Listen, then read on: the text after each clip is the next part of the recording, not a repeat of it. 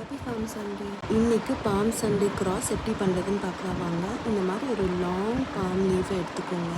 இது ஒரு ஹாஃபாக மடித்தா எவ்வளோ வருமோ அந்த இடத்துல நீங்கள் ரைட் சைடில் இந்த மாதிரி மடிச்சுக்கோங்க. அந்த லீஃபை மடக்கி கீழே இருக்கிறது மேலே கொண்டு வாங்க. அதை அப்படியே திருப்பி ஒரு கீழே திருப்பி கொண்டு வந்துடுங்க.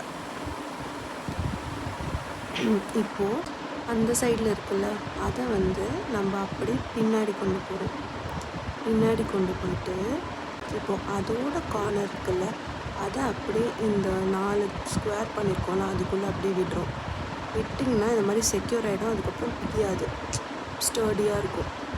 நெக்ஸ்ட் இப்போ என்ன பண்ணுறோன்னா, இதுக்குள்ளே இது ஃப்ரண்ட்டில் இருக்க அந்த லீஃப்குள்ளே இந்த சைடு கார்னரை விட்டு இப்படி இழுத்து, இப்போது அந்த சைடு கார்னர்லேருந்து விட்டு இழுத்து, இப்போது அந்த கார்னர் எட்ஜ் இருக்குல்ல, அதை திருப்பி இந்த ஃபஸ்ட் லேயர் லீஃப்குள்ளே விட்டு இந்த மாதிரி நம்ம செஞ்சிடுறோம்.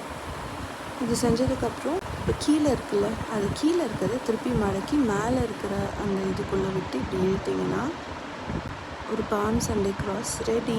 இது பர்ஃபெக்டாக இருக்கும்னு அவசியம் இல்லை, இம்பர்ஃபெக்டாக இருந்தால் தான் இன்னும் அழகாக இருக்கும்.